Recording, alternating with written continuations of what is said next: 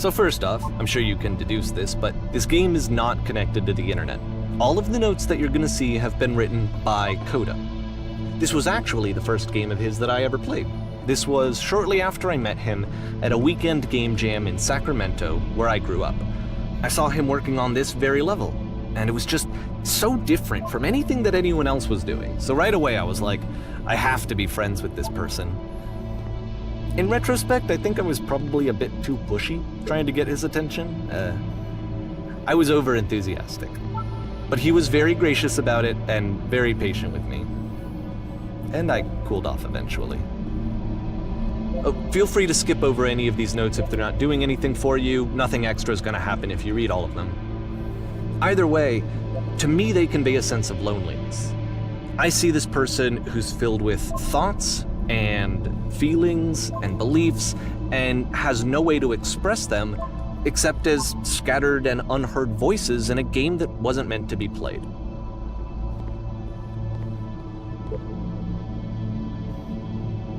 But it's ironic, isn't it, that in playing this game and seeing how alone Coda often felt, that we get to know him better and actually kind of connect with him. And I have to be honest with you, this idea is really seductive to me. That I could just play someone's game and see the voices in their head and get to know them better and have to do less of the messy in-person socializing. I could just get to know you through your work. I think this is why I always liked Coda's games so much, is because it felt like they let me have that connection. I felt as though he was inviting me personally into his world. And then I feel less lonely too.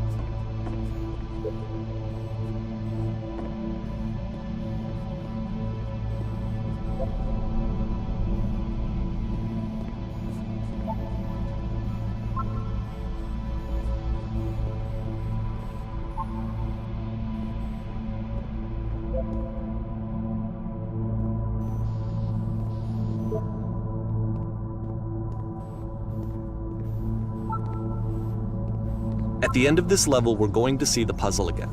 And here, I'll tell you what I think the puzzle means. Each of these games represents an idea that was on Coda's mind at the time that he was making it. And the puzzle is a way of closing the door on a previous chapter of his life before moving on to the next one.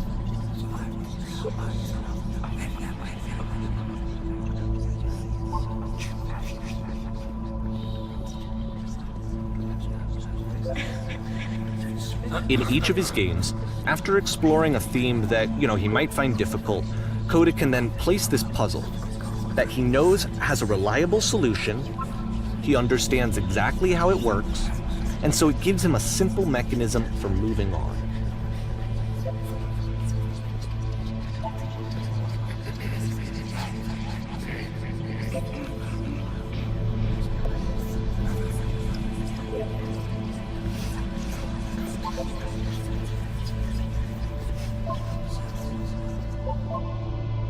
And because there's this dark area between the doors, a space between spaces, before you move on, you get to pause.